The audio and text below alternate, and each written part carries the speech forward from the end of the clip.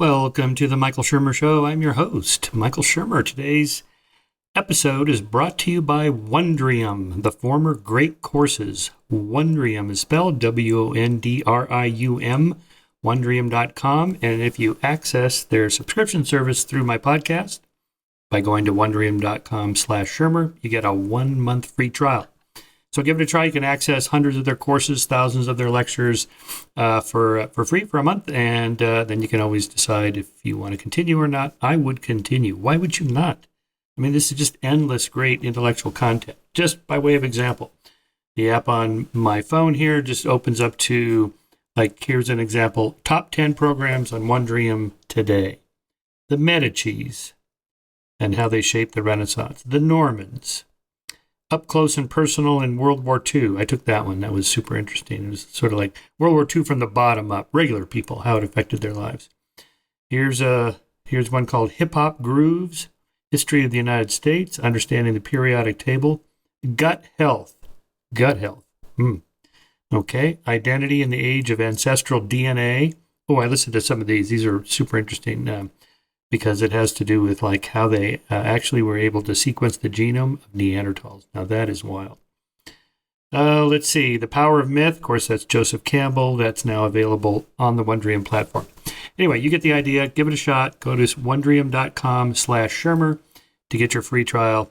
Thanks for listening. My guest today is Ashley Rindsberg. His new book is The Gray Lady Winked: How the New York Times, Misreporting, Distortions, and Fabrications radically alter history.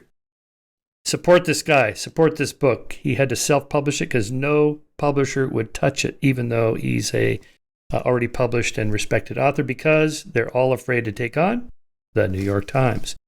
So we talk about how that came to be, who created the New York Times, and how they got that reputation that they have, why they're different from other big newspapers like the Wall Street Journal or the Washington Post.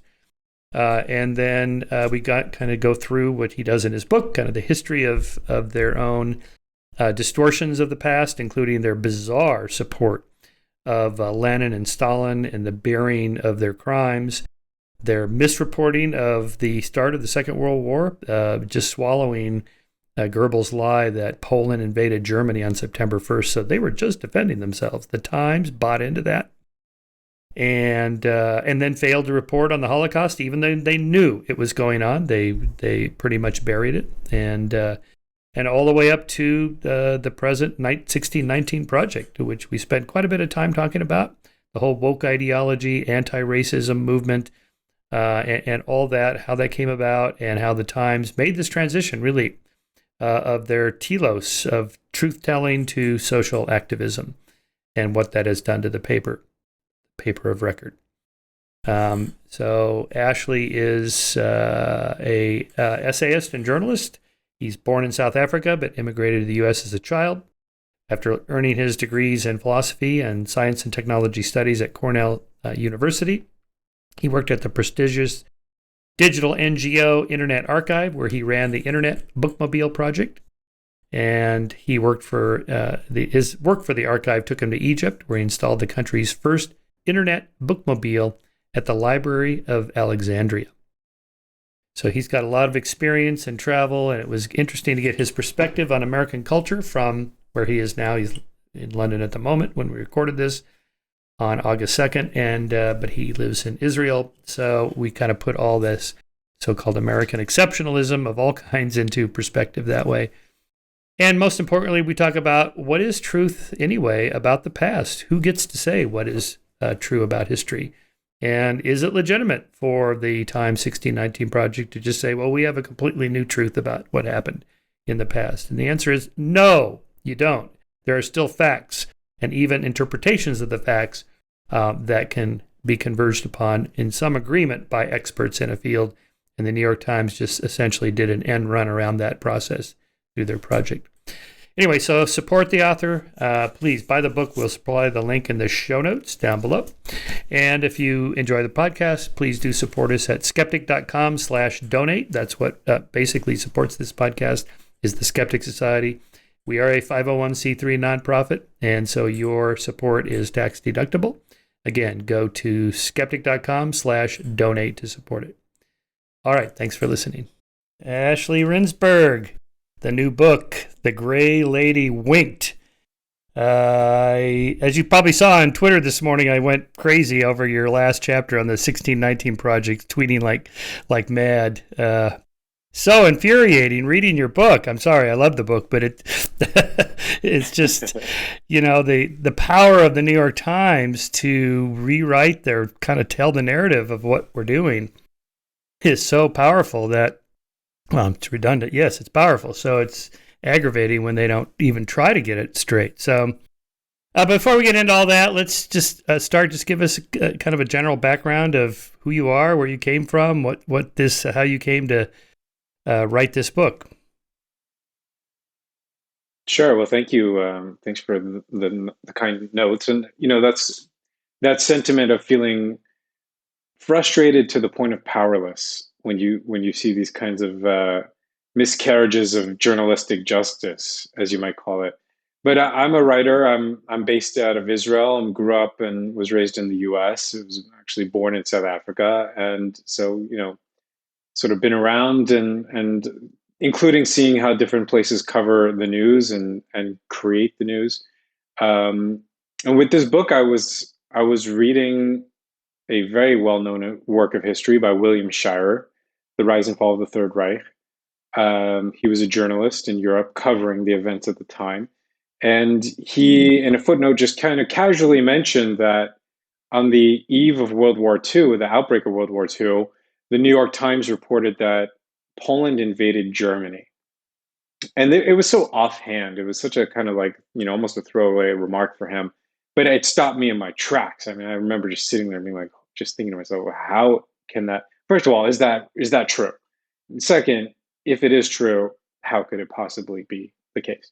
So I went in and looked at the archives, and that is the case. That was what they reported. They reported that Poland invaded Germany. I mean, it was the fundamental truth of the war is, at least its outbreak, is that Germany invaded Poland and everybody else.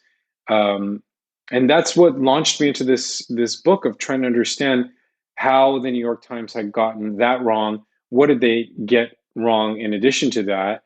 And most importantly, why? That was the real question that really jolted me into trying to understand what was going on. Because the New York Times, as you know, Michael, it's not just a newspaper. It is a symbol. It's a symbol of the news industry, the news media. It's a symbol of what we call the fourth estate in the US. It's also disproportionately powerful. It sets not only the news agenda, it sets the policy agenda. If the New York Times says it's true, people consider it to be true, whatever it might be. And that is in part because there's this ecosystem built around it that includes, the Pulitzer Prize. The New York Times has won more Pulitzer Prizes than any other newspaper by far. There's almost twice as many as the next competitor. And when it prints something about the 1619 Project, which you alluded to, people just accept it, and that just becomes the prevailing narrative that we all subscribe to until we start to question it. And I think that's what more and more people are starting to do around us in the general culture. It's no longer a niche, it's no longer parochial to do that. You're no longer a pariah if you dare question the New York Times, or any of the other rest of the mainstream media, as we now call it. So that's what I wanted to show with this book, is to show how this stuff works. How does it work when a false media narrative is promulgated? How does it happen? Why does it happen? And that's what the Gray Lady Wing, I hope, does. Yeah, when I saw your book and started reading it, I thought of a pretty lighthearted example here from one of my kind of more trivial areas of UFOs and now UAPs, and the fact that, pretty much every story that you see reported on these UAPs, these unidentified aerial phenomenon, says that it was covered by the New York Times in 2017. And, when you read that, you think, well, I guess the New York Times sent out their investigative journalists. They looked into all the documentation. They wrote up this report. They published it. It was on the front page of the New York Times, therefore validating what has always been kind of a fringe, marginalized area of, what you might call fringe science or pseudoscience. And but when you actually look that up, the main journalist behind that piece is a woman named Leslie Kean, who is not a New York Times journalist or reporter. She is a pro UFO person. She wrote probably one of the best-selling UFO books of all time in 2008 or 2010, I think it was, about generals and politicians go on the record or some such thing, UFOs, colon. And so it's like, okay, well, there was two other authors. The second author wrote a book about John Mack, who was the Harvard psychiatrist who launched the whole alien abduction experience. It's like, this is not objective journalism, but people see the New York Times says it's real. And now, first of all, the New York Times didn't say they're real. The New York Times said the government or the Pentagon said they're real. And by real, they mean the videos. The videos aren't fake. They don't mean the UFOs are real extraterrestrials. So people read this and they think, well, the New York Times, the government said they're real. And all of a sudden you have a whole industry that now keeps me busy, pretty much every week combating these claims. Anyway, I just thought of that example when I was reading your book. Is like, yes, I get it, totally. The moment that the New York Times said something, it's now in every tweet, every blog, every podcast, every documentary, everything you've ever heard. It's the first thing out of the believer's mouth. The New York Times. So kind of walk us back. How did the New York Times get that kind of power? Just go all the way back to the 19th century and how they were created and a little bit of like the history of journalism. When did the idea of fact checking and the truth about what's happening even become a thing? Yeah, well, the Times has been owned by the same family, the Ox-Sulzbergers, for the last 120 years or so. And it was initially bought by the founder of that dynasty, Adolf Ox, who was a German Jewish immigrant to the U.S. He saw an opportunity. He had operated other newspapers in the South, and he had seen this opportunity with the New York Times, which had come onto the chopping block. It was financially insolvent, and through some loans that he'd taken, he managed to acquire it.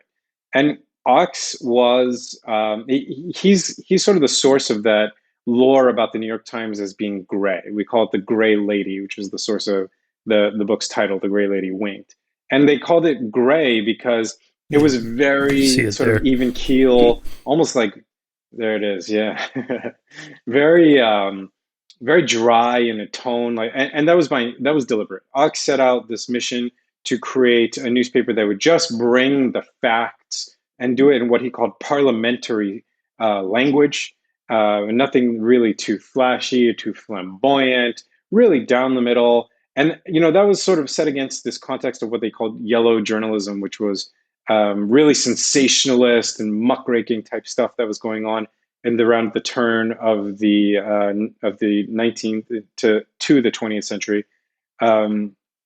And so you had this newspaper that sort of set itself apart by being gray, by sort of staking this position where they were just gonna get the facts and deliver them as simply and plainly as possible, which is not a sexy business proposition. It's not, you wouldn't think it would be great for a brand, but it turns out it is good for a brand, a news brand, because people can sniff it out when they're getting something that they feel is real and authentic. And for the first 20, 30, 40 years of the paper's renewed life cycle under Adolf Ox, it did that very well. And, it still had done that. It still carried that torch even up until today with its sort of level of production, its sophistication, its style is unmatched. I mean, you really can't find a newspaper that looks and feels as good as the New York Times does because the level of professionalism is so high.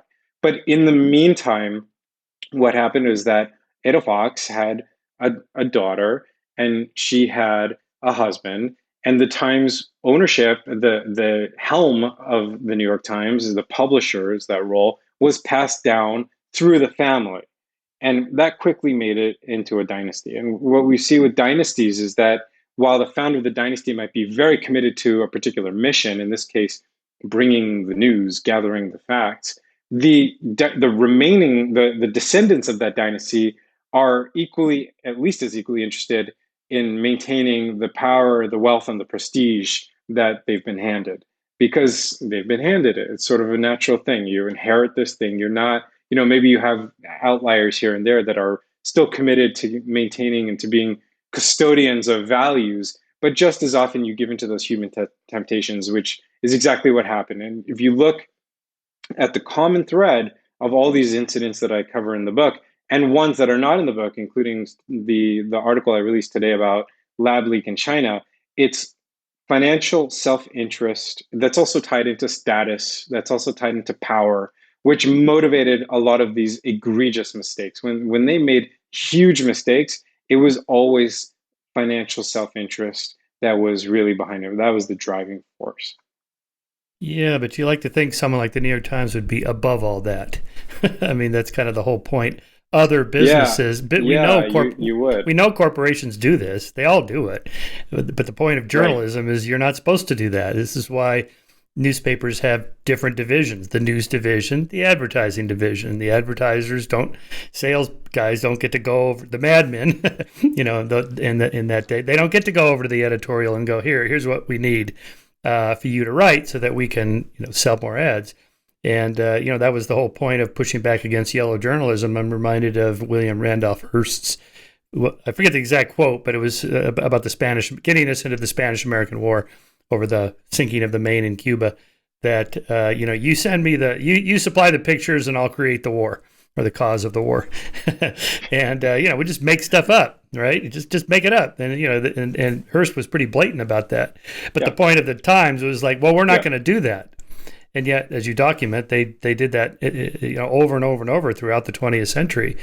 It's quite stunning. So earlier in your book, you say you kind of swat away one of the counters you were going to hear, which is, well, they all do this. The Wall Street Journal, the Washington Post, the LA Times, they all make mistakes. They run the corrections. We all know they bury the corrections in a tiny little box, 6 pages in or whatever at the bottom. No one notices it. Everybody does that. So why pick on the Times? It's just because they're big? Well, yes, it's not just the size; it's the disproportionate influence that they have around the world. I mean, they are a multinational corporation. They have subsidiaries all over the world, from Brazil to Israel to China to Hong Kong, throughout Europe.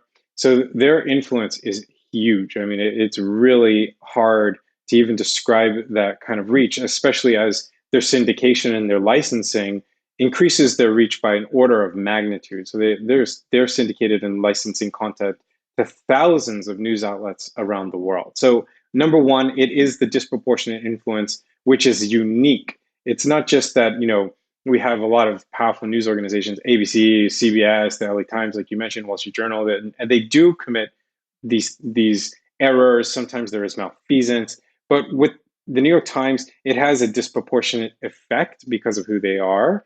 And it's actually of a different kind. It's of a different nature. The Washington Post never covered up the Holocaust. And to my knowledge, neither did any other news outlet. That to me, when you say that alone, if you say, wait a second, we have an American news outlet that knew full well what was going on in Europe in the late 1930s and 1940s and covered it up, obscured the fact that there was this mechanized genocide being carried out against a certain people, and did it because it was afraid of losing business. I mean, that is something that you just cannot find in the annals of journalism.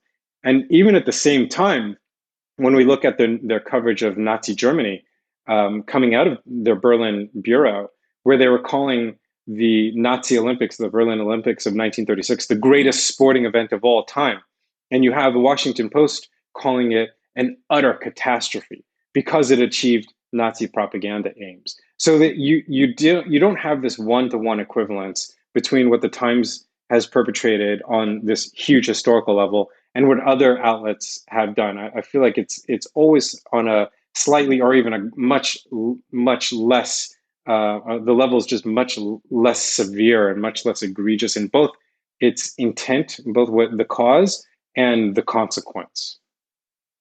Yeah, here's what you write in that chapter on the Holocaust. In the 6 years of the war, the New York Times printed Holocaust-related stories on its front page exactly 6 times.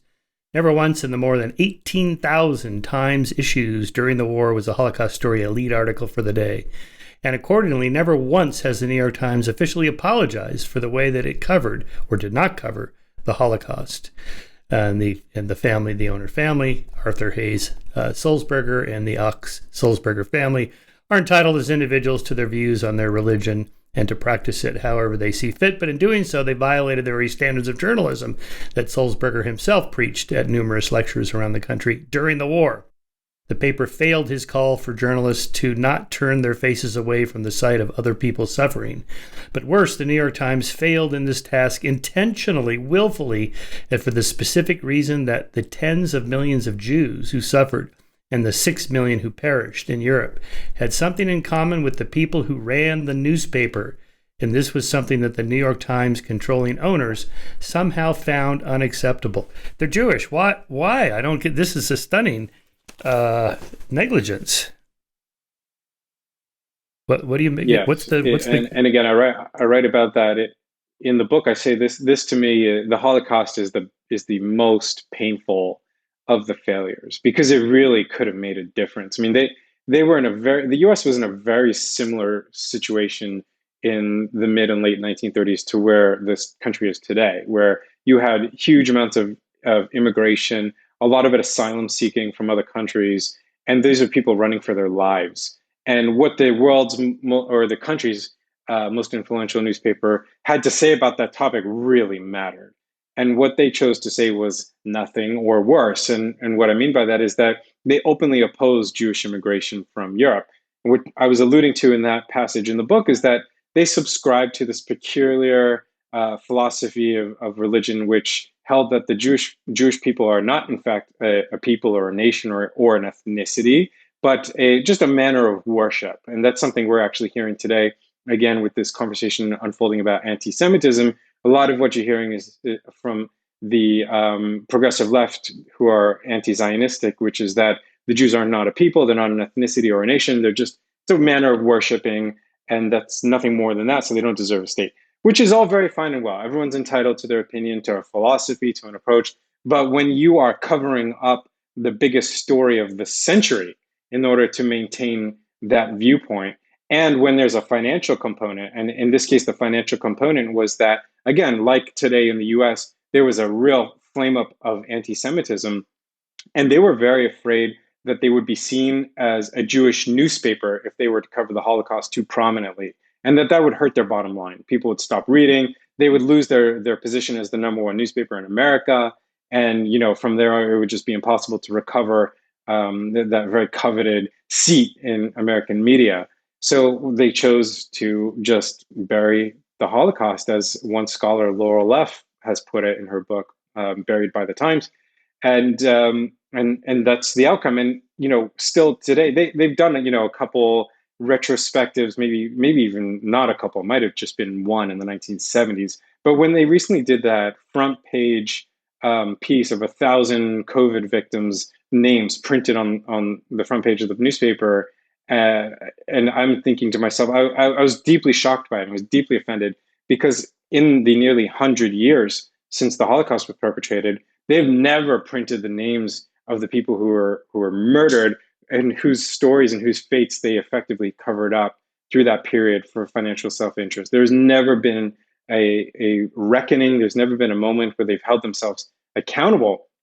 And that is the real failing with all of this, because media's job is to hold institutions to account. And if they cannot do that for themselves, then they can't do it for others. And I think this is the real wake-up call that people are seeing around the world, which is that media is not doing that for themselves. They are not holding themselves to account. And the story I mentioned about covering up lab leak, which is what the New York Times has done for the past year and a half, it's the same story. They, rather than holding themselves to account, say, wait a second, we need to look at how this happened. We need to look at how for a year and a half, we discredited the theory that the pandemic emerged from the Wuhan Institute of Virology with no evidence for doing so.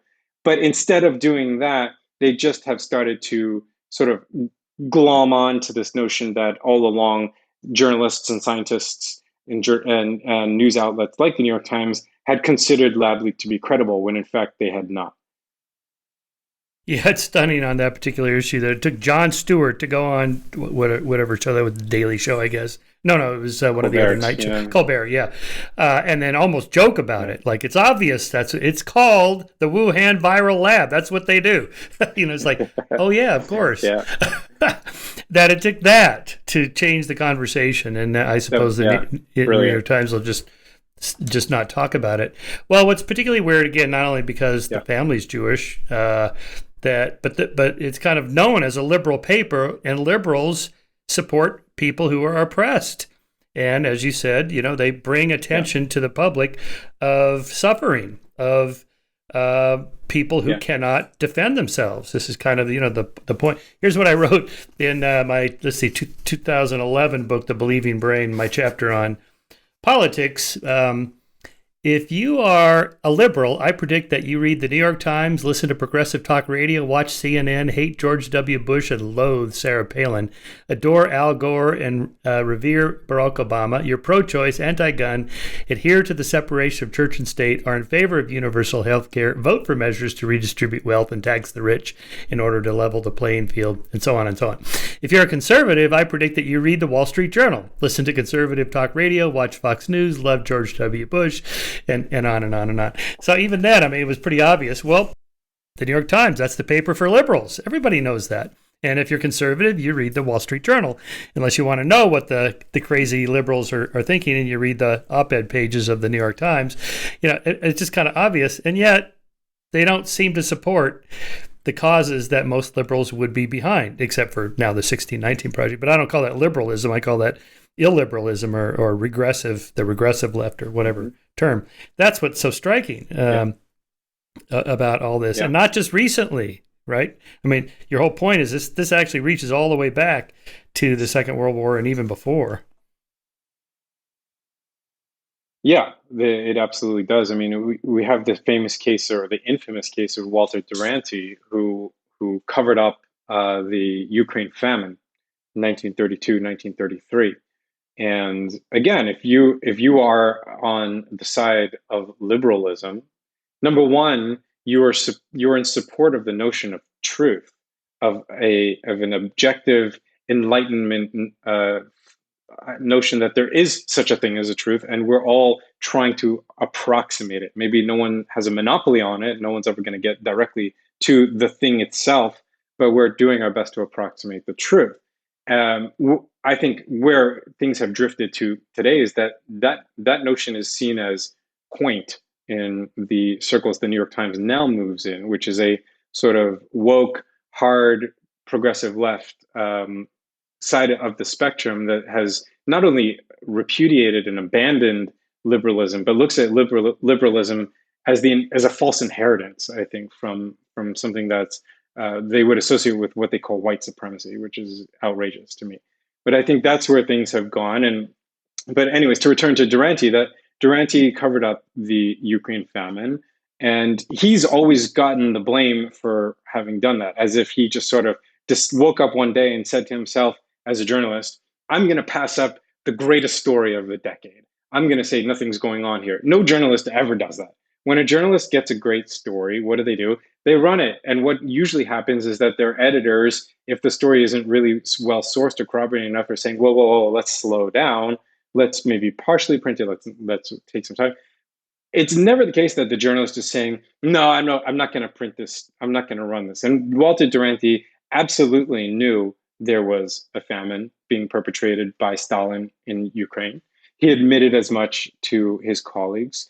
What we find out is that the New York Times was part of a network of very high level, very powerful, influential business people that were pushing for US formal recognition, government recognition of the Soviet Union, which to that point was still unrecognized by the US government. It was still a regime that had not received the imprimatur of the United States.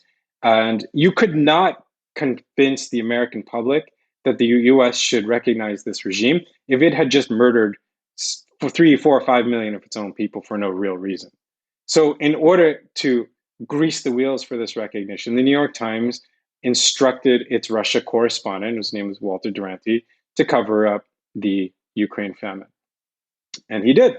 And he got a Pulitzer Prize for doing that. And to return to the theme that we just discussed about accountability and never wanting to have that reckoning, the New York Times in 2005 or around there was sort of confronted by the Ukrainian American community about the Durante Pulitzer. And in response, they hired a consultant who was a professor of history, I think from Columbia, to assess the situation and give them some guidance on what to do. And the professor told them, give the prize back. And their response was refusal to do so. They came up with the most bogus excuse possible, which is they didn't know where the actual prize, which is a coin, where this coin had gone. They didn't know where it was, so they couldn't give it back. But I don't think that's what the professor meant when he said give it back. I think it was more of the symbolic gesture of renouncing the prize.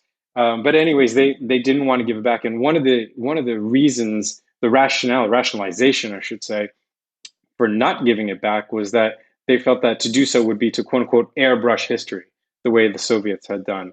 Whereas in reality, to give the prize back would be to acknowledge the truth of the history, which is Walter Duranty lied. The New York Times lied about the Ukraine famine. It was not something that deserved a Pulitzer Prize or any other kind of prize, aside from maybe like a Razzie or something like that. But it was something that deserves shame and not glorification. So these are the kinds of things you see over and over. It's the same patterns. And again, back to the 1619 project, we're seeing the same thing again, which is real clear distortions, real clear fabrications that are given this veneer of truth when the prizes are awarded, the National Magazine Awards or the Pulitzer, which was given to the 1619 project, or any of the other number of these sort of cultural these institutions that give a work of journalism that sort of gloss of truth, and once it's encased in this amber, it's very hard to have it removed. And again, that's what we're seeing with the 1619 project, where scholars are coming out from across the board, across the political spectrum, saying this stuff just isn't true. And the New York Times is saying, well, it doesn't really matter. Yeah, again, it's just so weird that they take these stances supporting Lenin and Stalin. I mean, now just known as just mass murder, genocidal maniacs, especially Stalin. I mean, he Yeah. was just, just deranged and just had people killed for no reason at all. And then you talk about Mhm. their support for Mussolini and, of course, the worst of all, Hitler. But even that opening story, you talk about, the Times reported that Poland invaded Germany. Well, everybody knows this was a Goebbels scam where they took some, if I remember correctly, they took some Polish soldiers, killed them, dressed them up in Nazi uniforms, and put them in this radio station, and then accused Poland of shooting their own soldiers defending this German radio station, and therefore declared that Poland had invaded Germany, and therefore they're just simply defending themselves. I mean, it's just this is such a classic Goebbels propaganda ploy. But that the New York Times would not Yeah. fact check that. I mean, that's just and just Goebbels Yeah. said it must be true. What? Yeah. Yeah, they even the source for their reporting on their lead story, that day, I think it was September 1, 1939, where they reported the so-called Polish invasion of Germany. And what you're describing, the incidents was a propaganda ploy designed by Nazi brass. It was called the Operation Himmler, and informally they called it Operation Canned Goods. And the Times printed it. They just printed it as it was, using the semi-official Nazi news agency as the source. And when you read it, and you're kind of like, okay, well, they're saying it's a Nazi source, but then you're kind of saying to yourself, why didn't they ask any of the Polish sources what was happening here? Why didn't they turn to the Polish government for comment? Even pro forma, why didn't they ask a Polish journalist what was going on for this story? Like, where's at least provide a little counterbalance? Again, this is 1939. This is not 1932 or 31, where there were still some questions about who these Nazis were. This was well into the Nazi campaign for domination, the persecution of German Jews, the annexation of Austria had already taken place. These are people you do not trust. And the answer to the question is that they had as the New York Times had as their Berlin bureau chief, probably or possibly the most powerful journalist in Europe at the time, considering he worked for the New York Times as the bureau chief out of the place where the war was emanating. This man, whose name is Guido Indaros, was a Nazi collaborator. He was working with the Nazis. They knew it. The Nazis loved him. They would read the New York Times reports on Nazi broadcasts because they were so favorable to the Nazis. And when this was brought to the attention of the New York Times management by a sort of mid-level Jewish editor in New York, they threatened to sue that editor for libel. And the reason being was the same one we had just heard about earlier, which is that they were getting all the good scoops. They were getting all the best access. Because if you were an American reporter in Germany at the time, you were kind of considered almost an enemy of the German state, unless you were Guido Indaros, who was doing the Nazi regime favors left and right. So they would funnel him the information. The New York Times would get their stories. They would maintain what a later editor would call the competitive metabolism of the newspaper, meaning the ability to stay number one, and everybody was happy, except for the public, which was sort of unwittingly being sold this bill of goods about what was really going on, who the Nazis were, what Hitler really represented. And that's, again, one of these tragedies. And this is something the Times has never addressed, actually. They've really not even tried to come back to this really shameful and dark chapter of their history.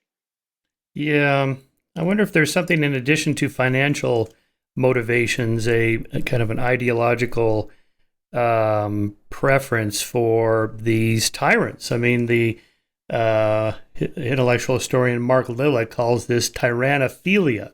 So here I'm going to read a portion from Steve Pinker's book, Enlightenment Now, in his chapter on humanism, and then he kind of does a divergence on Nietzsche. And how astonishing it is that so many liberals just love Nietzsche, who is just like this white supremacist, maybe not openly like we think of today, but, so here's Steve.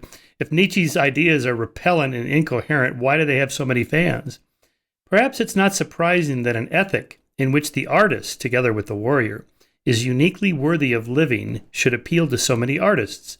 A sample: W.H. Auden, Albert Camus, André Gide, D.H. Lawrence, Jack London, Thomas Mann, Yukio Mishima, Eugene O'Neill, William Butler Yeats, Wyndham Lewis, and with reservations, George Bernard Shaw, author of Man and Superman. Nietzschean values also appeal to many second culture literary intellectuals, and to social critics who like to snigger at the bourgeoisie, as H.L. Mencken, the American Nietzsche, called the common folk. And though she later tried to conceal it, Ayn Rand's celebration of selfishness, her deification of the heroic capitalist, and her disdain for the general welfare had Nietzsche written all over him. And he continues along this lines, trying to figure this out. What's the appeal?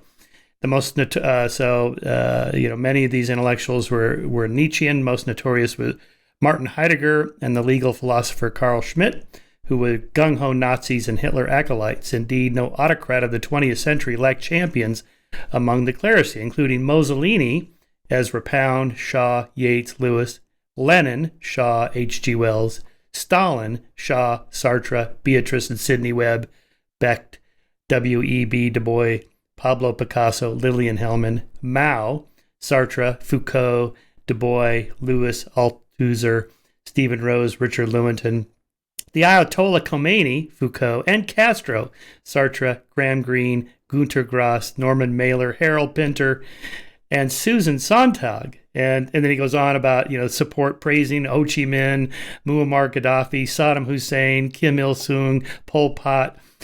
Just this obsession with these dictators, intellectuals, liberals. And I think, this is throughout your early chapters in your book, or actually throughout most of the book. What is the appeal? There's something else besides just money. It's like this tyrannophilia. What is the appeal? Is it, these thinkers, these tyrants have one grand idea that they're going to impose on society and everybody else to, appeal to this kind of utopian thinking. And maybe the Times sees themselves as, we are so big, we are so powerful, we're going to help bring about utopia through one grand idea. Like the 1619 Project is like that. We are going to rewrite all of U.S. history, and this is the true history. And we're going to, we all know it's because of social justice. They want to, bring about this, what they see as this social justice reform, starting with this, rewriting American history. It is this same kind of thing. Like, we're one powerful entity here. We have one big idea, and that's going to change the world. I wonder if there's something like that. Yeah, I think fundamentally it's our conception of truth. Whether we have a Enlightenment conception, a scientific conception of truth, which is that the truth is out there, it's somehow measurable in a scientific framework, and we are all doing our best to approximate it together, or whether we have this idea that the truth is a construct and it's something that is the product of power. And when you take the latter viewpoint and you think it's a construct that's the product of power and the source of power, then it becomes a weapon. And even if you have good intentions, when you're looking at the truth as something that can be used as a weapon or as a tool, you will end up misusing it. And that's the core issue here. And it's what I think I identified with the 1619 Project, which illustrates this so beautifully, which is that the New York Times has subscribed to these ideas of critical theory, which has become this hot button topic in US culture right now, which is critical theory more or less is saying the truth is whatever helps emancipate oppressed people. However, we critical theorists define both oppression and emancipation.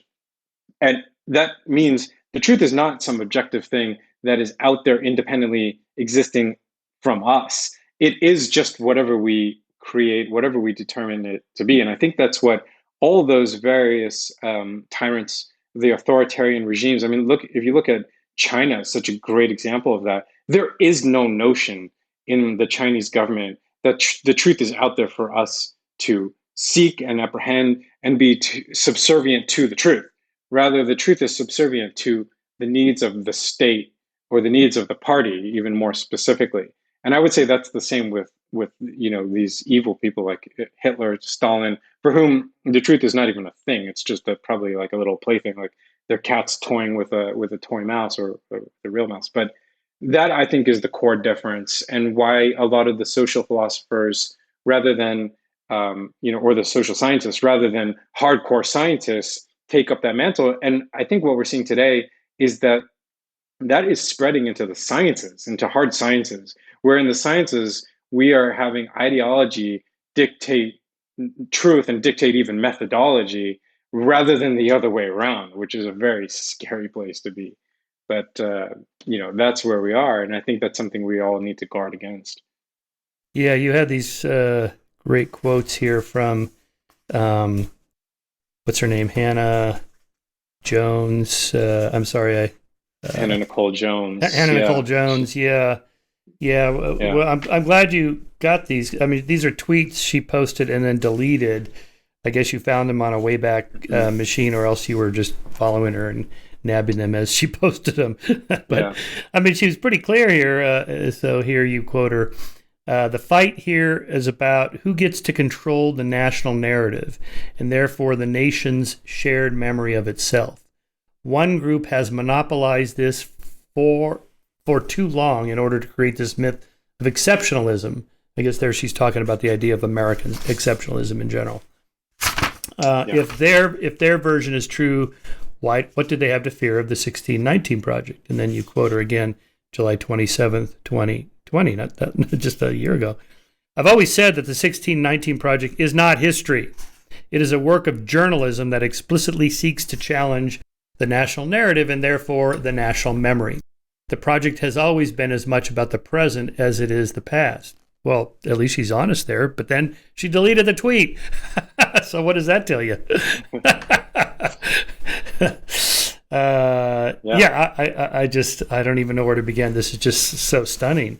I mean, I guess if we wanted to kind of like steelman their argument, that they're saying maybe reaching back to like the 19th century, this kind of whitewashing of history done by these historians who just we won the war, so we're going to write the history of the war. That kind of, sort of Peloponnesian Wars type history, and that was not objective history, So much of the 20th century, particularly say this after World War II, of the historical profession was to kind of acknowledge that this had been done in the past, and we got to get better at being really objective. Yeah. But the point was like we need better standards.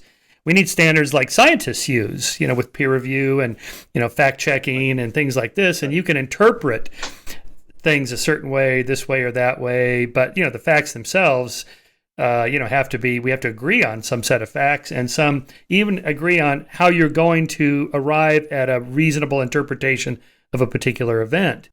And if you can't have agreement amongst the experts, then there is no profession, there's no history, there's no objectivity or even hope for it. And that seems to be what she's kind of throwing out the window. She seems to be like taking the last 50 years of historicism and saying, well, forget all that. We're just going to go back to the way it was in the 19th century.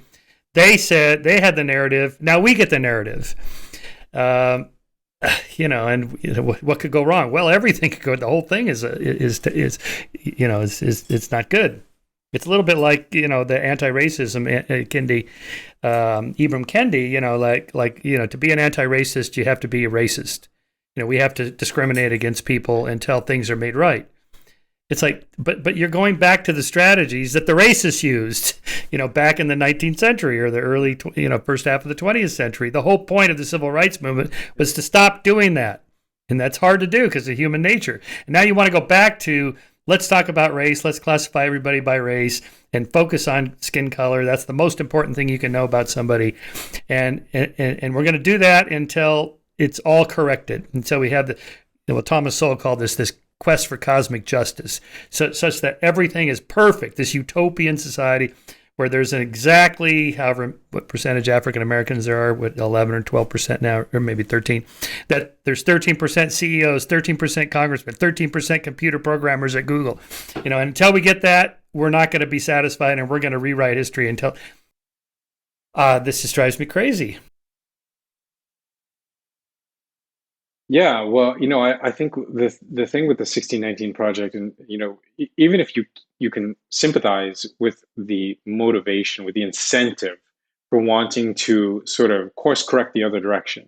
Say we've gone too far in this way. Why don't we go the other way rather than just continuing, to go the direction we'd always been going in? But again, I think to me the problem is that it's what happens when you look at the truth as a tool, as a means rather than an end. And what does happen, and what we're seeing happen in American society today, is that other people catch on to that idea that they can use this great new tool to their own ends. And suddenly everyone's got their own truth. And suddenly alternative facts become something that a national government spokesperson can allude to with a straight face, in all seriousness, saying that we have our own set of facts, we have our own alternative facts. That idea didn't come from nowhere. That idea came out of the academy, talking about critical theory or similar ideas, postmodern ideas. That idea came out of the New York Times, saying, well, yes, your history that is going on in academic departments across the world is nice. That's your history. Very good for you guys. This is over here at the New York Times is now our history. This is the history that matters to us because you did it in a way we didn't like, and now we're going to do it in a way that you don't like. And that's exactly what Nicole Hannah-Jones was saying in one of those tweets that you just read, is that why is it a problem? You can do it this way, so we can do it this way. And that's exactly why it's a problem, because you're the New York Times. You're supposed to be the responsible party, the adult in the room. And when everybody else sees that the New York Times is just weaponizing the truth, they say, you know what, I'm going to give that a go as well, because I need to maintain my competitive ability in the marketplace of ideas. And when we're looking at the 1619 project as a specific case, it was not conservative historians that came out and said, whoa, this stuff is wrong. It was liberal historians at liberal institutions like Northwestern, professor of African American history, coming on saying, you can't actually write that because it's just false. And this was an African American woman who has just as much of a vested interest as an African American woman as Nicole Hannah Jones does in correcting the record, in correcting the way that our society functions with regard to minorities and with regard to race. But she had still maintained a respect for the truth and what it means. She still is still hewing to that core integrity, which is the thing that, whether you're on the right or on the left, that is what will unite us as not just a country, not just as Americans, but I think as humanity, to be able to say, I can.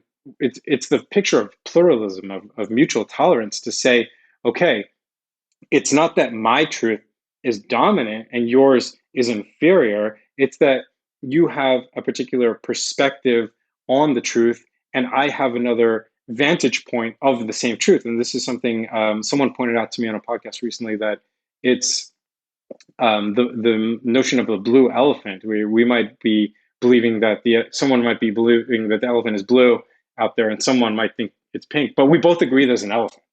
And I think that's that really great notion that we all have to sort of subscribe to the notion that there is something out there that is true, and we need to collaborate, cooperate to best approximate it. And that is not what the Times is doing anymore. The New York Times is saying we have a monopoly on the truth. And yet they contradict themselves openly when they present arguments and evidence and examples of what they're arguing for, which means they're using reason. They're using arguments, which these historians countered and said, well, those arguments are wrong, or those facts are wrong. And so in a way, they're, it's like the whole postmodern movement, that that reason is a kind of a white supremacist way of thinking, but they're using reason to convince you that that's true. So they, it's just sort of self-refuting. Yeah. You had the whole discussion in your book on, 2 + 2 = 4 is just kind of a metaphor. And, well, then I can say it's 5 if there's no truth. Well, but you're making an argument, from the get-go there. So, I mean, if you just think about like when I was writing my book on the Holocaust deniers, I was kind of looking at other forms of historical revisionism or denial. Take the Civil War. Why was the Civil War fought? Okay, well, we can agree on the facts, that it opened on this date and the Battle of Antietam, Sharpsburg, or Gettysburg, which was the most important one. You could debate that or so on. Now, why did it happen? Well, there was this debate for a while. It was to end slavery. No, it was more states' rights. And these are more Southern sympathizer, let's say, historians that argued this wasn't really about slavery. It was really about states' rights. Well, that pretty much got refuted. At most it was the states' rights to own slaves. That's what it was about. It was still about slavery, right? So even interpretations can be, of course, debated. And you kind of end up with a convergence in which most of the experts in a particular field say that interpretation is probably not the right one. This interpretation is probably the right one, or at least has the most evidence for it. And that's legitimate. Go ahead and do that. Put forward, say, I think 1619 is the true founded, and then you sort of publish it in a historical journal, and you see what comes back after it's been peer reviewed from the rest of your colleagues who haven't seen it yet. But that's not what the Times did, as you note. They kind of did an end run around the whole peer review system and said, we are our own peer reviewers, and we're declaring this to be the truth. Here it is on the front page. And you had that great description at the beginning of that chapter about, to what extent. I mean, it was all over. I remember that Sunday with the New York Times magazine and 4-color and on and on. It's like, what is this? I mean, it took me a few hours to even wrap my mind around what I was even looking at. And then, the chatter for the next week or two was like, wait a minute, what? So. Yeah, and that's where Nicole Hannah Jones, where she's saying this is not a work of history, it's a work of journalism, it's disingenuous. We all know it's not a work of history. It is a newspaper, and it is by definition supposed to be journalism, but it's not journalism either, because journalism, the famous cliche about it being the rough draft of history, is that again, you're doing the best you can to approximate what happened. And in terms of a project that is reinterpreting historical events and historical narratives, that is not the purview of journalism. Journalism is supposed to be bringing you the facts about what happened today, and tomorrow it's supposed to be doing that again tomorrow. And if there is something that is, an impetus to revisit one of these incidents or episodes, that makes sense from a journalistic standpoint, but only a very rare occasion. What the New York Times has done with the 1619 Project is activism. And that's what's increasingly being carried out on its pages, and I think across the media, where on both sides of the aisle, by the way, this is both left and right and everything in between, is that everyone is pushing an agenda. And what we have is this clatter, this cacophony of noise of opinion that when you're in it, you can't make out anything. And I think that's where a lot of the news consumers that's where it's left them, where they're just trying to make sense of this huge din of opinion, and they don't know what to think. And what they end up doing is just completely distrusting the media in general, which is really where we don't want people to be. We do want to be able to be in a place where the public can feel that they can rely on their media, that they do rely on their media, because the media is, as the fourth estate, supposed to be that final check and balance on government. Where I fear it's no longer that, and I think we're at the point where we can sort of throw out the notion of the fourth estate. I think it's probably an exhausted concept by this point, partly because the media has become so closely tied into government itself. On both sides of the aisle, with the Republican Party on the right and with the Democratic Party on the left. Yeah, the epigram of your book from Thomas Jefferson. The basis of our governments being the opinion of the people, the very first object should be to keep that right.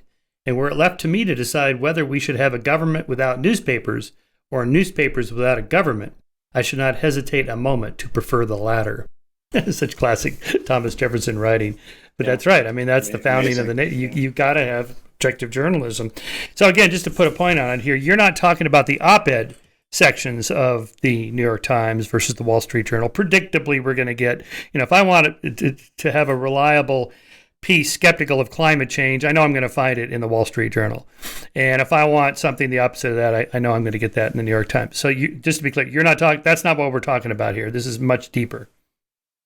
No, and I'm not even talking about, sort of a slant on the news, even in the news section. A slant that it tends toward something that's more liberal or democratic on the one side, or a slant that's trending toward the conservative or the right wing on the other side of things. That's, again, I think that's also expected. I think that's okay. I think it makes sense. What I'm talking about is a point where we've given up on trying to even get to what's happened, the events, the what, where, how, and when. And instead of doing that, we're just trying to basically leverage our politics for more power. And I think that's where we've got to be real careful. And even when you do look at the opinion pages and you say, there was a huge uproar last year where the New York Times printed, they ran an op-ed by Tom Cotton, a Republican senator. And half of the staff, 300 non-editorial staffers, walked out of the newsroom, and it was this major uproar. And you could say maybe there's some justification there, maybe not, I don't know. But you never saw that kind of outrage where it was a Chinese authority writing something in the Times, or someone from some other legitimately oppressive regime expressing an opinion, arguing their case in the New York Times. Again, it was all about the politics in that case. And that's where it doesn't sit well, because you got to say, well, if a leader from Pakistan can go make their case for whatever they're advocating, then surely a United States senator who served in the military of that country, who was a Harvard Law graduate, can make a case without there being complete uproar. But that's no longer what's going on at the New York Times. And in that instance, the opinion editor was actually fired on account of that. But and just because you go into such detail on this, I want to talk about it more. So that op-ed editor, James Bennett, was hired to do the very thing he just did. That is to bring in some conservative voices so that the readers would have some balance. So he brings in United States Senator Tom Cotton. The unfortunately named Tom Cotton, since cotton is that kind of symbol of slavery. Yeah. But I forget exactly what he was arguing in that op-ed piece, but the response was quite striking. He wrote a piece, the title of which was something like "Bring in the troops" for the protests, the riots, however you want to characterize the them. Antifa riots, yeah, of last year or the summer. Yeah, so the piece, the title was actually a title that was written by the New York Times. He didn't write the title, and it was very strident. And Cotton was basically saying, "Bring in the military." I don't remember if it was military, National Guard, or whatever it was, to get the protest riots under control.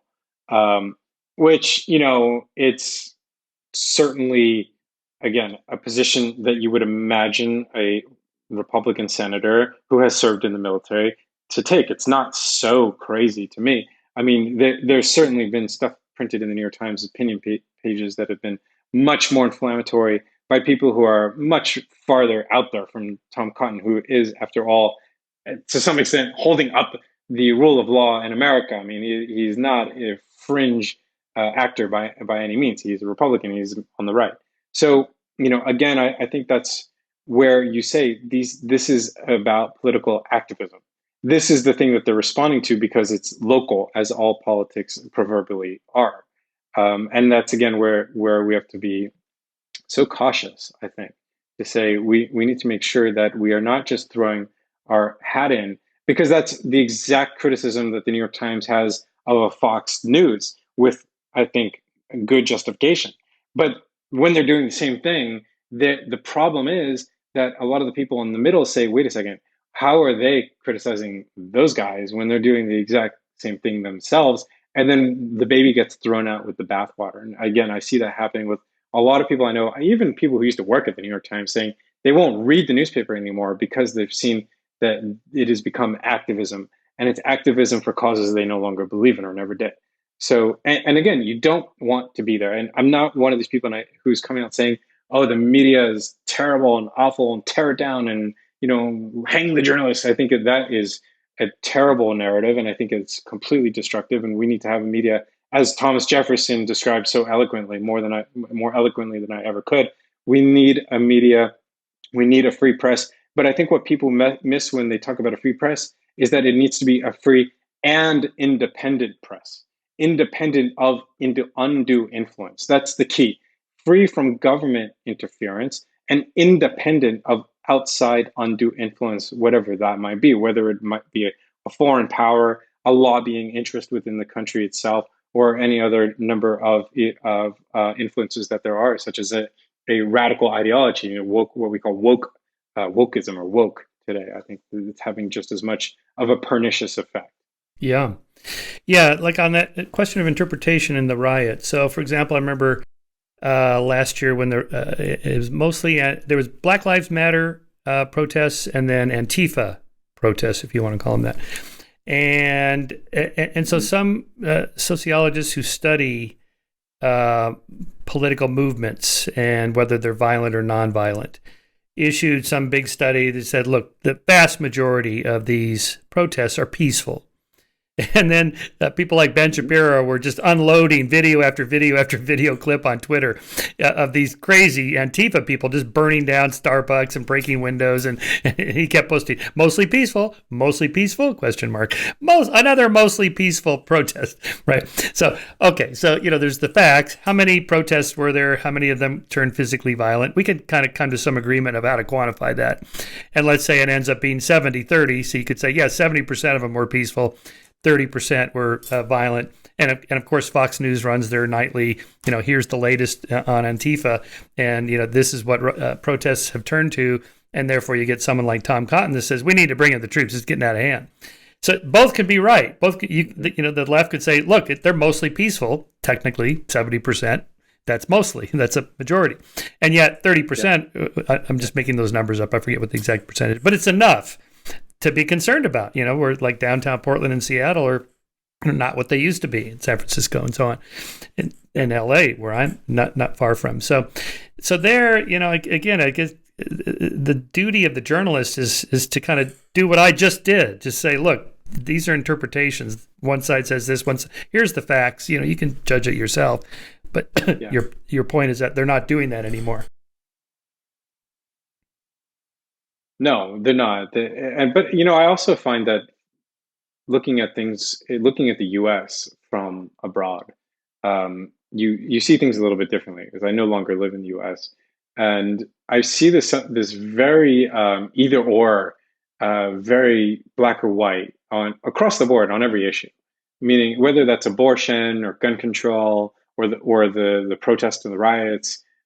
There's never a nuanced take on things where abortion is either it's the narrative has become free for all abortion or abortion under no circumstances whatsoever, this draconian approach that's on the right where you're like, why can't it be in the middle? Why can't it be like it is in many countries around the world? In Israel, where for example, which is there is a lot of religious influence on policy, but abortion is something that is allowed with certain procedures in place to ensure that that it's done safely and humanely. And you say, okay, there's a nuanced position there. It's not perfect, doesn't work for everybody, but I think most people, whether you're on the right or the left or the religious or secular place part of the spectrum in Israel, you say to yourself, good enough. Where the U.S. I find it's gotten to this place where they're having a very hard time getting to good enough. Both sides want perfect, and I think that's what we're seeing. And again, the media definitely plays a role in this, where the polarization of the media has led to this place where the audiences have become polarized too. The media has talked a lot about how Facebook and Twitter, the algorithms feed us content that we are going to politically agree with, thereby polarizing all of us further. But that's the model that the media has been perfecting for a number of decades, which is just feed the audience the content that they love, and it's going to do better, especially in the digital era where clicks matter and page views and read-through rates matter more than anything. So if you can get the person to click, you win the media game. And how do you do that? By giving them more and more polarized content. So there are incentives. It's one of the mental models from, or maybe it's not a mental model, but it's one of Charlie Munger's admonitions, which is always look at the incentives. Think about the incentives. And when you think about the media incentives right now, the media is incentivized to present and produce polarizing and polarized content. And that's something that's almost structural today in how the media operates, the kind of model that it has created for itself and reacting to market conditions. And it's something that it needs to escape from because it's not sustainable in any way, not even financially is it sustainable for them, and certainly not politically or from a journalistic standpoint. Yeah, Richard Dawkins calls this the tyranny of the discontinuous mind that is kind of stuck in this binary thinking everything is black and white, and the abortion issue is such a great one. Like that, it's just simply a difficult issue. It's never going to be solved because it's conflicting rights, the rights of the adult woman, the rights of the fetus. You are killing a human being for sure. Whether it's a legal person or not is debatable at what point. On and on and on, it just goes on and on. But that doesn't get clickbait. If you have to have a 20 tweet thread to explain your nuanced position on abortion, no one's going to read it, right? And that's kind of what we're facing. I was also thinking about a lecture Jonathan Haidt gave maybe 2-3 years ago about telos, T-E-L-O-S, telos, the sort of goal or end product that you want to produce. He was mostly focusing on universities have made this transition from truth as their telos to social justice as their telos. And so I think what your book is also documenting is this is happening in journalism. Our telos is no longer the truth. It's social activism or social justice. And, again, to try to be fair to people, I can understand the psychology of this. If you watch enough of these police killing videos like George Floyd or any of the others, it's just infuriating. It's like, God, somebody should do something. Yeah. And then, I'm just sitting here going, well, what am I going to do? I'm a nobody. I mean, I'm not head of the police department, or I'm not a senator. Or, what can I do? Well, I can be outraged. I'm going to go on Twitter, and I'm going to just, post a blog, and I'm going to have a podcast, and, so I can imagine someone working at the New York Times, LA Times, whatever, going, you know what? We're going to do something. Darn it, we can do something. We are the New York Times. We can not just post op-eds. How many can you write? How many Barry Weiss mentioned? The 10,000th op-ed against Trump. In her resignation letter. It's like, did it do anything? No. I mean, Trump is he's not going to change because of op-eds, right? So this, like, all right, let's put it right in, bake it right into our own product. Exactly what we do. We are going to become social justice warriors. I know that's not a favorable term because it's kind of derisive, but whatever you want to call it, activists. You want to do something. I understand that. I want to do something, but what? And so they're in the journalists. Well, we're journalists. We can do something. Yeah. And I think what journalists really can do, and what many of them do, is just continue to gather the facts, tell us the story, give us the truth. Give us the truth about what happened to George Floyd. Give me the facts, give me the numbers, give me the where, what, how, when, why. Those are the things that I need to know as a news consumer. I don't need them to tell me how to think or what to think or why to think it. I just need the information so I can formulate my own opinions, my own outlook on the world. And I think that's what a lot of journalists are still committed to doing. I think when we look at the New York Times, I like to draw a distinction between the management, the ownership, which is this dynasty, this family that is very, wrapped up in its own self-interest, and the sort of legions of New York Times reporters, editors, photographers, copy editors, fact checkers, who are really just trying to produce good journalism. They have been doing that for a number of decades, and they have produced great journalism. You know what I mean? The things that I read in the New York Times on a regular basis, where I'm just like, that is fantastic reporting. I would never have gotten to that without this kind of reporting. There's no chance in the world I would find it on a blog. It requires a news organization with that level of resource, sophistication, experience, and dedication, which most of those reporters have. But again, what we're seeing with the Times and with other news organizations is this huge concentration of power in a very small number of organizations. And when I say organizations, I mean corporations. Corporations who are driven by the profit principle, who have shareholders like the New York Times does, who are trying to keep their share prices as high as they possibly can, like every other corporation on Wall Street today. And when you mix those two things, this overweening need to continue to boost your share price, to drive profit, to create new subscribers, which the Times is really just going all in to do because its subscription base has kind of dwindled over the last 20 years. When you mix that with the need to just tell the truth plainly as it is, you've got a conflict, you've got a clash. Because oftentimes, as you'd mentioned before, that nuanced, quote unquote, gray reporting is not going to drive great traffic to your website or to your podcast. It's going to be okay. It might be middling. And your competitor next door is going to eat your lunch. And if you're a corporation fighting to make profit, you can't allow that. You'll do anything it takes.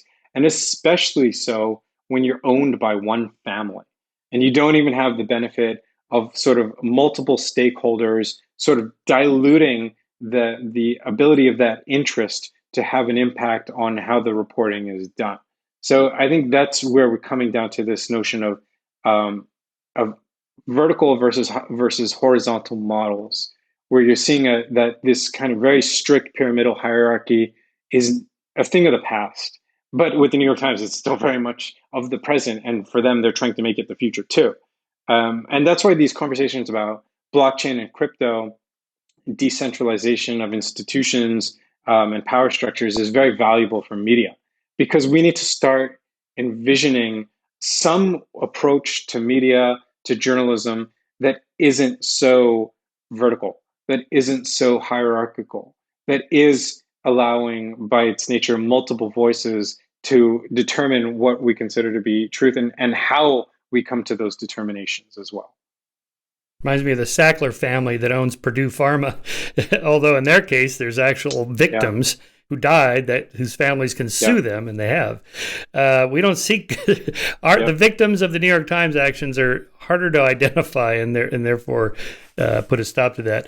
But I wanted to come back to the whole thing with the op-ed with Senator Cotton. That Times staff, dozens of Times staffers tweeted an identical statement. Quote, running this puts black at New York Times staff in danger. So just kind of walk us all the way back to the whole Frankfurt School in the 1930s, critical theory, critical race theory. How is it that words become the equivalent of physical violence or threat to my safety? Yeah, with that, it's a fascinating conversation, and it touches back to this notions of safety that we have today and safe spaces, which has become a buzz term on campuses and now off campuses too. And when we talk about safety and danger, we tend to think about it as a physical threat, or if not a physical threat, maybe to our well-being at least, or our livelihoods maybe. But what we don't tend to think of it until today is as a threat to our ideological integrity. And that term safe spaces emerged, as far as I could trace it, it's in the rise of the LGBTQ community and movement, especially in LA, where people in the community would go to what they consider to be the safe spaces of gay bars. Because in the gay bars, it's not that they were physically safe, where they certainly were not, because those bars could be raided at any moment by the police, and everyone in there could be beaten and thrown in jail. That was certainly not physically safe. It was safe ideologically, meaning you were encountering people who had a sort of shared framework for the world, and in that case, the framework being that we should be equal to non-gay people. That notion has been sort of exported to the rest of the world, the rest of our lives, where safe now means not having my ideological assumptions challenged. And that is exactly what happened with the New York Times reaction to Senator Cotton's piece, when the people walked out saying, I am no longer safe if I'm a black person at the New York Times, and my black colleagues, if I'm not black at the New York Times, are not safe because of this opinion piece. They clearly didn't mean that someone was going to roll up the newspaper and hit them over the head with it. They meant that Senator Cotton's piece challenged them ideologically, and that made them unsafe. And this is this kind of warping of language that is both cause and effect that touches back to this more fundamental notion of how we see the truth. Is the truth something that we identify as objectively independent of us, existing independently of us, or is it something that we can create in competition with other people who are also trying to create and construct the truth? And for the New York Times, it's very clear that, at least a plurality, it's probably a majority of staffers by this point, see the truth as something that either I create or my adversaries are creating. Who's going to have a monopoly, me or them? And if it's them, I'm in danger. And if it's me, I'm safe. And that's exactly what that episode illustrated so beautifully, or maybe was not a beautiful thing. It was a pretty terrible thing. But to say that I'm in danger, I feel like I'm actually threatened because of an op-ed by a United States senator who's not saying, hey, let's go round up black New York Times staffers. That was obviously not what he was saying in the New York Times. He was saying something that was, we have protests going on, or we have riots going on, or whatever's going on, bringing the troops to get them under control. That was ideologically threatening to the two staffers of the New York Times. And so they protested, which is very much their right to do so. But I think what it shows and what it means is that, again, they were not willing to accept the fact that there could be a divergent view than their own. And that's where it becomes really problematic, when you're saying there can't be another side to this conversation. Only this side is admissible. And that's where, again, we start to run into really big problems. Yeah, sometimes I think it's some people like in the anti-racist movement. I've been trying to get these people on my podcast, and they won't talk to me. They won't talk to anybody. And sometimes I think it's just like a moment of shut up and listen. We're going to talk now. It's like, oh, all right.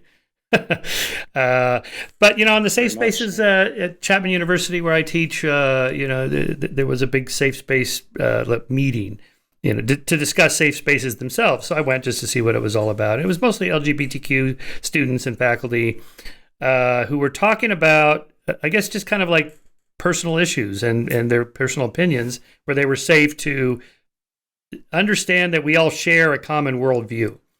And I thought, okay, I kind of see where this is going. I mean, I have my friends that I hang out with, and I know that this group of friends, like most bunch of my cycling buddies, a few of them are kind of conservative, and they love to make fun of the snowflakes and the libtards. We owned the libtards yesterday. It's really funny to listen to them go on and on about this. And they know I like to joke about the snowflakes too, and so on. So we have a kind of a good laugh about it, knowing that we don't have to like nuance our language or be careful. Here's somebody who thinks different. We're just hanging out, riding our bikes, just talking, right? So I kind of get that, like maybe gays just want to, LGBTQ people just want to hang out and talk about, this asshole, because this is one of their stories. Some asshole drove by this couple holding hands. I forget, it was a gay or lesbian couple, and made some remark. He probably said, fucking gays or something like this. And they were kind of griping about that. And it's like, yeah, of course I would gripe about that too. You're not going to believe what this asshole said today, that kind of thing. And so that I get, but then the concern, like, well, a classroom needs to be a safe space. Well, of course, you don't be a dick in the classroom and say stuff like that. Of course, that's not what classrooms are about. But then to expand that to, well, certain ideas that are going to be discussed are threatening or dangerous, and therefore I need to be protected from them. No, that's back to the whole point of going to college. The whole telos of a university is to confront ideas, whatever they are, that you've never heard of or you disagree with. You're a theist and I'm an atheist, and we're going to have a great discussion. Or you're pro-choice, I'm pro-life, and we're going to go at it. That has to be completely safe to be not safe, so to speak. So to me, I see those separated, and I gather from your book is that the problem has been, the staff at the New York Times is kind of meeting in the coffee room or going out to lunch together to gripe about this or that. Great, that's normal. But then to say, and we're going to now build this into what we do as journalists, that's the problem. Right. Because then you're changing something that's a collective resource, which is the institution of journalism itself. And the distinction between you and your buddies riding and bantering and someone on a campus designating this as a safe space is that you guys are in a private environment. Maybe you're out in public, but you're discussing things together in a private way, in a private nature, and you're deciding this is what we want to talk about here, this is what we don't want to talk about here. Collectively, there's consensus. But when you are monopolizing a public space, a public venue, then you're changing the nature of what a conversation can be and what a dialogue can be. And we see, especially with, what happened at Evergreen College, where people who didn't subscribe to the ideology of who should be allowed on and off campus on a particular day were sort of just hounded off the campus.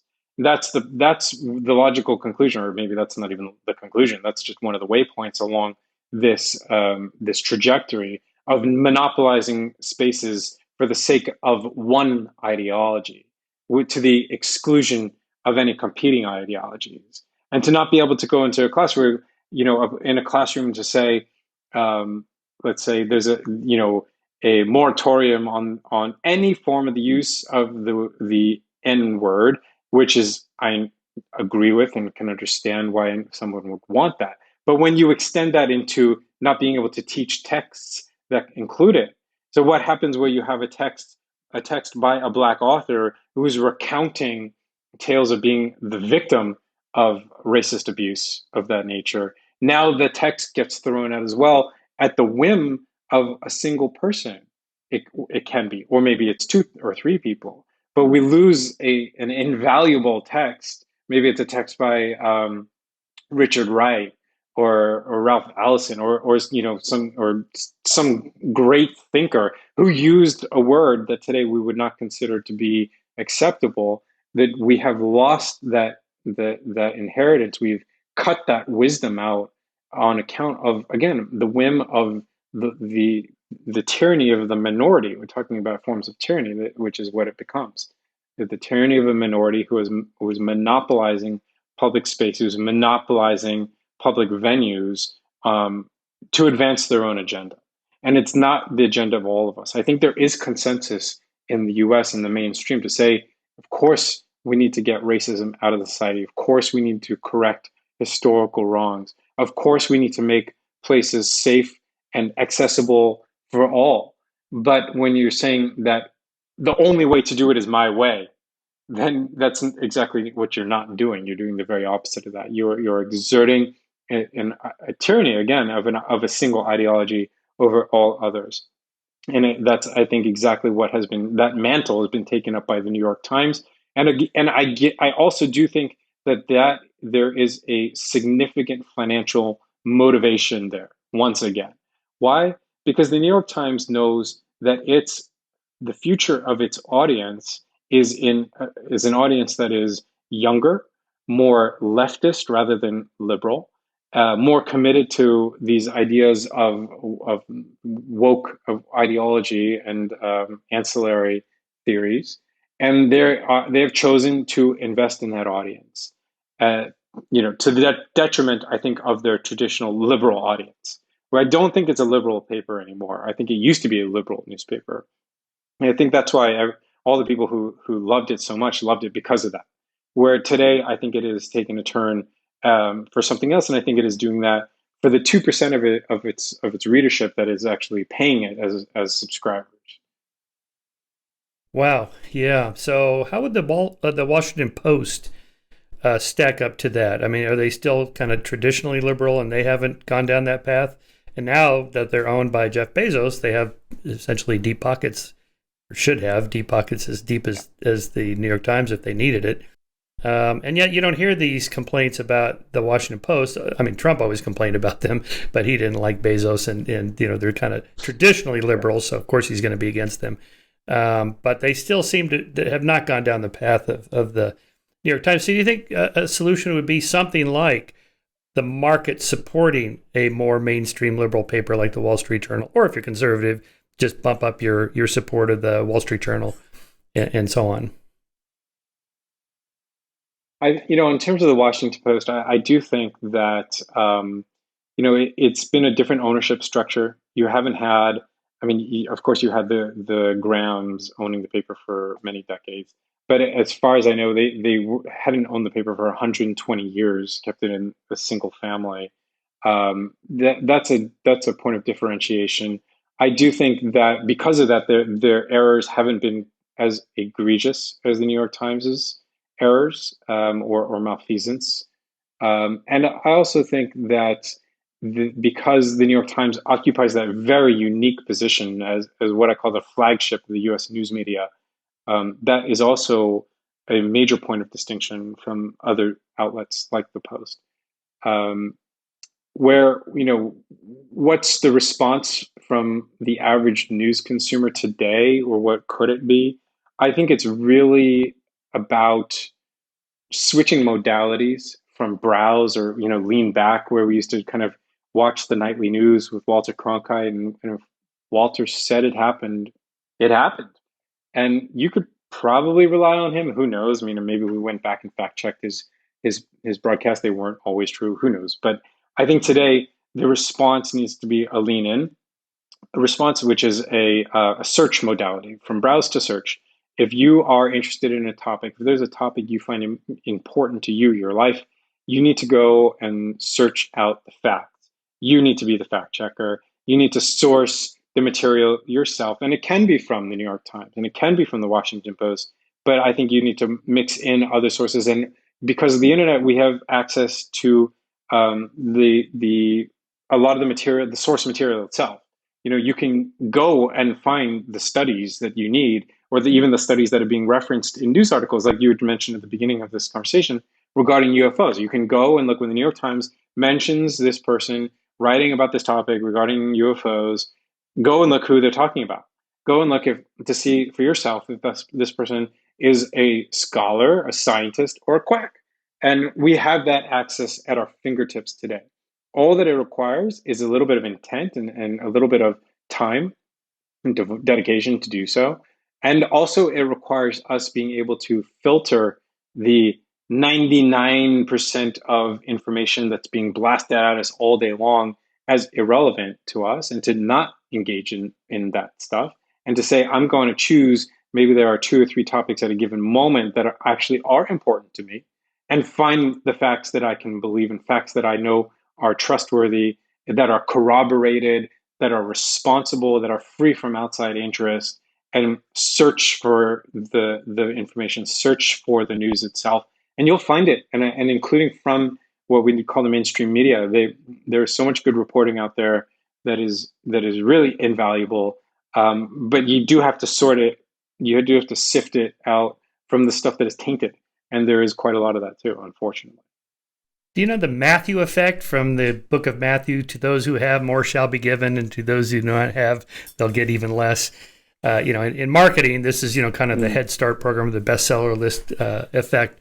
And so I just bring this up because I was thinking about social media and, the breaking up of the big tech companies like Google and Twitter and Facebook and so on, because they have so much power. And then, one counter I make is that just let competition drive them out. There'll be some other startup that in a garage right now, and 10 years from now, they'll be the dominant ones. And the counter to that is that they're so big, they're so far down the road, nobody can compete with YouTube, for example. Yeah. So when someone like Brett Weinstein gets, he was talking about COVID-19 and this, what's that drug treatment, ivermectin or something like that he was promoting, and then YouTube said, hey, that's fake news, and two strikes against you and one more podcast about that, and we're demonetizing you. And but he doesn't have like three other platforms he could go to and say, well, I'm going to move my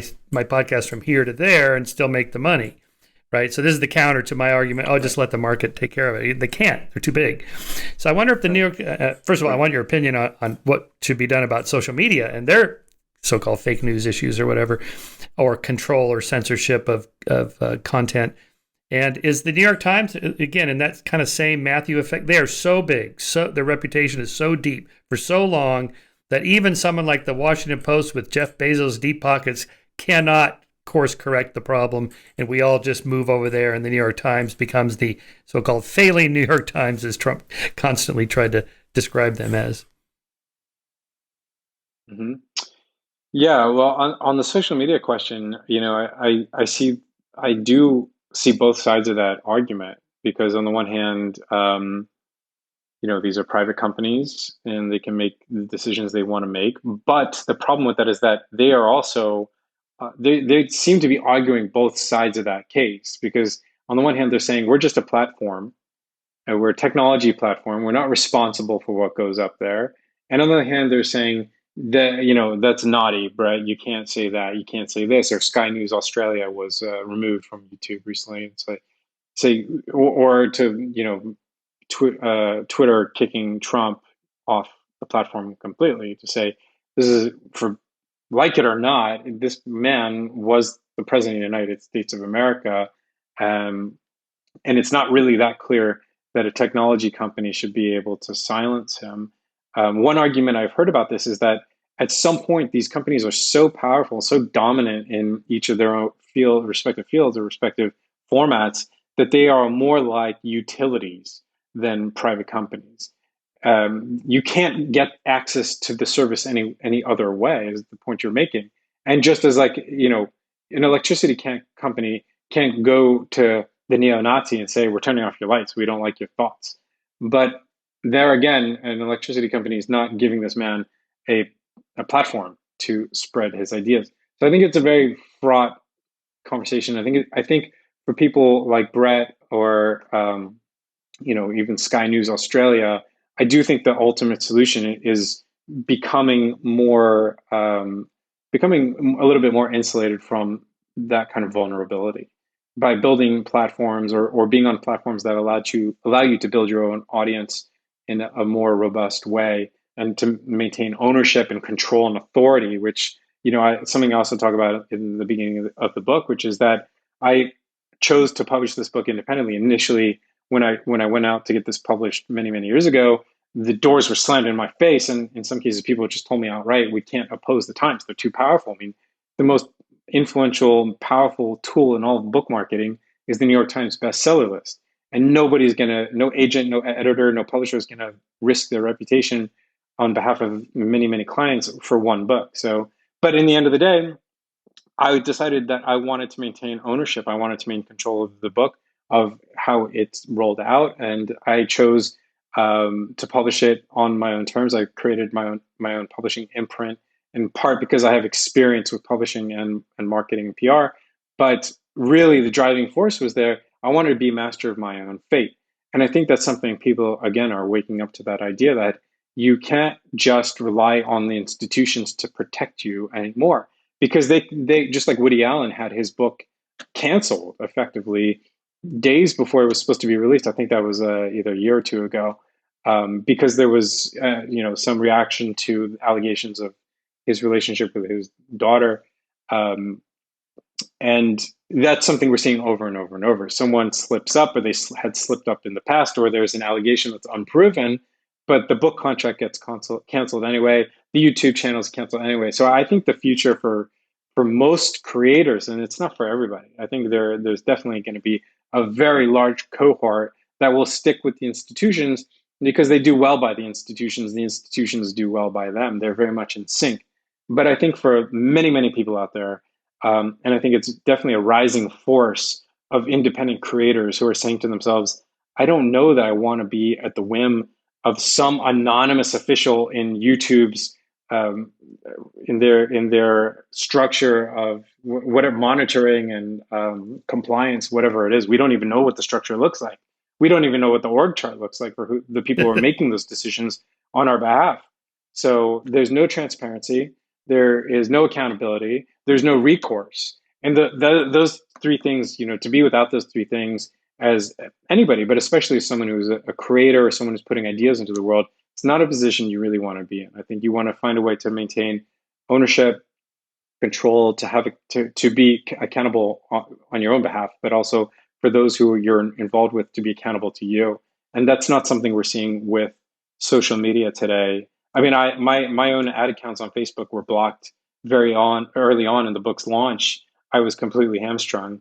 I still am. I can't actually advertise this book on Facebook anymore. No, it coincided with the book being throttled on Amazon. The book was made unavailable for a number of days on Amazon very early when it was really starting to pick up and sales were starting Wow. to gather. Um, and Wow. what can I Sean, do? yeah. I have no power. I have no leverage. Yeah. Yeah, exactly right. I mean, it's like the New York Times bestseller list. A couple of my books have been on the list, but they've also been on the Wall Street Journal list and the LA Times list. And I asked my publisher, should we announce that? No, we only need the New York Times. Like, wow, okay. Yeah. I mean, Wall Street Journal, come on, that's like what, almost 3 million subscribers. That's pretty big. Yeah, but it's not the New York Times. Like, man, yeah. Exactly. How do you buck that system? I have no idea. Just so big. That's the Matthew effect, I guess. Well, I'm glad you did Yeah. this, Ashley. It's really an important book. I'm glad you went forward with it and took that risk. I think we all have to just support it. So, viewers, buy this book. It's on Amazon. I just checked last night. It's on Amazon. It is. Yeah. So, After some fighting. so you're overseas. You're in London right now, I think you said, but you live in Israel. So, what do people overseas when they look at America and this particular issue or the broader issues? I mean, do they just shake their heads in disbelief, or they're like, "Oh, is this where we're going?" Maybe they're going this direction too, the kind of woke ideology and so forth. Yeah. Yeah. It's a great question, and I think that America's a bit of a fishbowl. If like everyone's kind of looking into it, and when you're in it, you think that's sort of the only environment there is, like a goldfish would or does. But I think when you're outside of the U.S., you realize that not only are people not focused on these issues, and certainly to not that extent, but definitely not in that manner. Where, today when I'm like I was just in France, in south of France, visiting friends there and like talking to people in cafes, and they're not looking at these issues through the same lenses as they are in the US. They're sort of vaguely aware that they're happening in the US, and maybe there is contingents within these countries that are pushing for the same issues, that are sort of importing the ideas and the methods from the US. But for the most part, they are not as polarized. They're not as radical, as extreme. And again, that seems to me an American tendency. Just everything becomes bigger and louder, and more invested in the politics. Where I know in France, younger people are just a bit more, they're still connected to older traditions. They're used to challenging tradition as well. There's sort of a deeper commitment, longer tradition of challenging tradition itself. So there's more of a healthy dialogue. And I would say the same thing in Israel as well, where as crazy as it is there, and as fraught as it is, the day-to-day life, even on university campuses, it's much more about just getting on with it, as they would say here in England. Like, just kind of, I work in Israel. I have an office that's on a college campus. There are a lot of Israeli Arabs students who go to that college, and a lot of it, Jewish Israeli students there as well. And I can't tell you that it's a utopian paradise between Jews and Arabs there, which is not. They're still definitely separated out into cliques and groups amongst themselves, but they are together in these spaces, and they are not protesting each other's existences, if we can say such a thing, on a daily basis. They're just doing what they need to do to get on in life. And I think that's what's going on in most of the world. And in America, it seems like there's almost this paralysis of polarization, which is very strange to see from the outside. No, I'm sure it is. Yes. Well, Ashley, thank you for your book and your work. What's next on your writing or research agenda? Um, well, on the writing front, I have a novel coming out next year. I'm also a writer, an author of fiction, so Right, it's my right. first novel. On the research front, I probably will be continuing to think about media and look at media. The question is, with the Gray Lady Winked is very much a critique of media and the institution of media and how it's evolved and what it is. But I think we need to also start having the conversation about what is the future for a positive version, a positive incarnation of media, to a media that's sustainable in the long term. Yeah. And that's the kind of thing I want to start thinking about and start talking about as well. Yep, that sounds good. Yeah, that's kind of how you end your conclusion here. Just as we have a responsibility to safeguard our environment, our neighborhoods, and our communities, we have a responsibility to safeguard truth and history so they will be shared resources for generations to come, and not the purview of a small subset of special interests looking to make far too much of the present. That's a great ending. Really great book. Thanks for coming on the show, Ashley. I'm gonna sign off here now.